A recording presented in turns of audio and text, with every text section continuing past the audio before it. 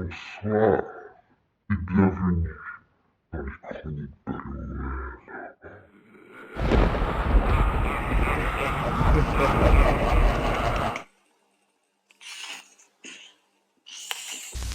Aujourd'hui, je vais vous raconter l'histoire d'Isabelle. Isabelle, c'est une jeune fille très commune.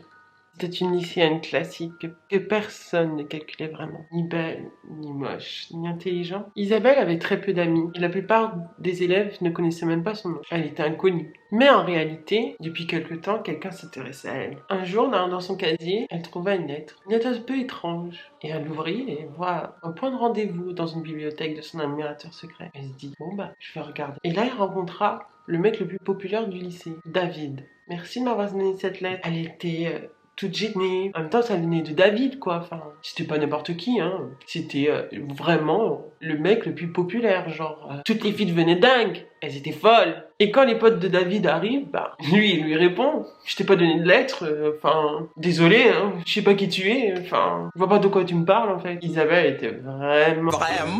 Non, mais vraiment au bout de sa vie, la pauvre. C'était vraiment un coup dur pour elle, hein. Elle pensait que c'était l'homme, le mec le plus beau du lycée qui lui avait offert une lettre, mais au final, elle se rend compte que rien de tout ça, c'était pas lui. Donc en fait, elle retournait tout à zéro. Quand elle rentre, elle pleure dans les bras de sa mère et se dit « Mais je ne comprends pas, pourquoi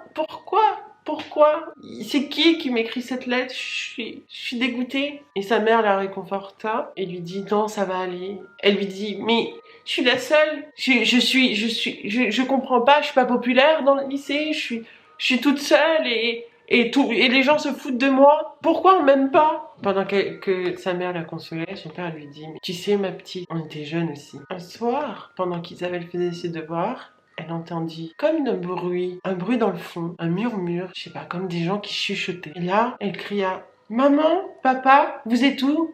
Elle sort de sa chambre et elle vit personne. Il faisait noir. Et du coup, elle entend un bruit, le bruit de la boîte aux lettres. Elle court voir ce qui se passe. Il y a rien au niveau de la boîte aux lettres. Elle sort, elle se dirige vers la boîte aux lettres et là, elle trouve encore une lettre. Dans cette lettre, il y avait écrit « Est-ce que toi aussi tu m'aimes ?» Là, elle était horrifiée. Isabelle, un peu effrayée par son mot, elle rentre la tête dubitative. Elle se dit « Mais qui a dû écrire ça ?» Quand elle rentre, elle a entendu du bruit dans la salle de bain. Elle monte, elle cria « Maman, papa, vous êtes là ?» Toujours pas maman et papa. Du coup, elle ouvre la salle de bain et elle voit écrit sur le miroir « Est-ce que tu m'aimes encore? Est-ce que tu m'aimes ?» À ce moment, elle vit une ombre dans le rideau de douche. Quand elle vit ça, elle coura, elle sortait de chez elle en panique, hein. Et à ce moment-là, elle ouvre la porte. David était là. Quand elle était avec David, elle lui dit « David, il y a quelqu'un en haut, il y a quelqu'un en haut. S'il te plaît, viens m'aider. S'il te plaît, viens m'aider, au secours. » Et là, David, il court avec elle. Il monte dans la salle de bain.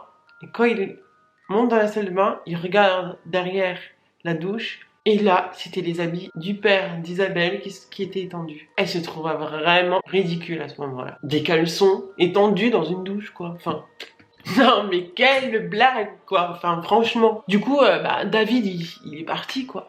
Il est parti et elle se retrouva toute seule. Donc, elle prenait la vie un peu légère, quoi. Elle se disait, bon, tant pis, hein, c'était qu'une blague, c'était qu'un caleçon, quoi. Elle était bête d'avoir flippé pour un caleçon. Donc elle se brossait les dents, tranquille. Et lorsqu'elle levait la tête en se brossant les dents, là, elle était tétanisée. Un mec était derrière, rempli de sang. Mais un mec, mais affreux. Et là, elle commence à paniquer, à hurler de peur. Et c'est là que ses parents arrivent. Il court, son père court. Il l'a vu tétanisé. En criant, il la rassurait, mais en fait, il y avait personne. Le lendemain, au lycée, David et Isabelle faisaient leur route comme d'habitude, chacun dans son casier. Finalement, David trouva une lettre, il l'ouvrit, et là, il y avait écrit « Si tu t'approches encore d'Isabelle, je te tuerai. » Là, David est paniqué. Et en fait, il courra voir Isabelle. Et à ce moment, il dit à Isabelle « Regarde, j'ai reçu une lettre. » Isabelle lui dit « Mais je veux plus rien savoir, je veux plus en parler. » Et là, David lui dit « Mais regarde. » Et là, elle regarde et vit que c'était une menace. Et là, tous les deux, sous l'effet de choc, sont devenus de plus en plus soudés. Isabelle rentra chez elle. David la suiva. Et elle lui dit « Non, je vais être toute seule, je vais être toute seule, c'est bon. Laisse-moi tranquille. » Et là, David, il trouve par tout hasard une lettre par terre. et lui montre. Dans cette lettre, il y avait écrit « Retrouve-moi à la menuiserie ce soir ». Plus tard dans la journée, quand ses parents sont rentrés, Isabelle décide de montrer les courriers qu'elle reçut à sa mère. Et à ce moment-là, sa mère analysa cette lettre et elle vit la même lettre qu'elle a reçue quand elle était plus jeune. Et elle dit « Mais comment ça se fait que tu as reçu cette lettre ?» Et elle lui dit « Mais j'ai reçu plusieurs de ces lettres. » Elle lui montra à sa mère. Sa mère était choquée dans l'incompréhension. Elle savait pas qu'est-ce qui se passait. La même lettre, mais deux lettres différentes. Mais les mêmes choses, les mêmes écritures, la même écriture, le même papier. Trop bizarre quand même. Trop bizarre pour sa mère. Elle comprit pas ce qui se passe. Je pense qu'à ce moment-là, elle a eu la chocotte.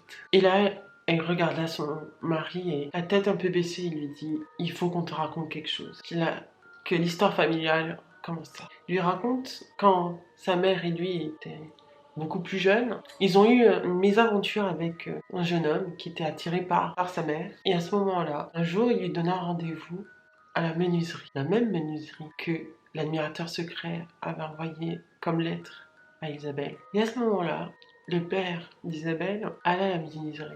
L'admirateur secret lui dit « Non, non, je veux être avec la mère d'Isabelle. » Et le père lui dit « Non, c'est ma femme, tu la toucheras pas. » Et à ce moment-là, ils se battent.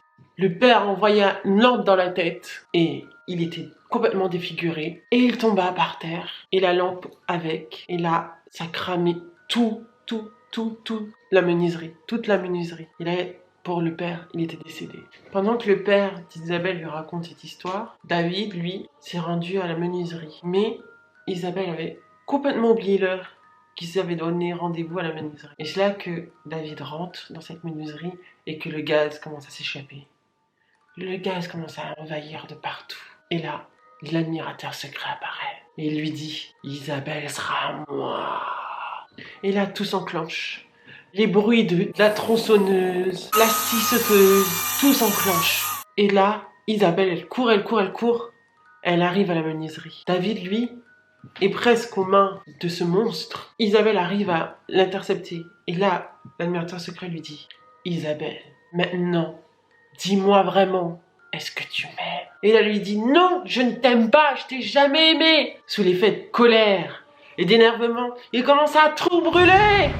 Toute la menuiserie a brûlé. Et par chance, Isabelle et David ont réussi à s'échapper avant l'explosion. Finalement, l'admirateur secret meurt. Il disparaît pour de... Et c'est là que Isabelle et David sont de plus en plus liés tous les deux. Voici la morale. La prochaine fois, répondez aux questions avant le malentendu. Puis un jour, non. On lui donna... Tu m'emmerdes. Non mais c'est une blague. je me fais exprès.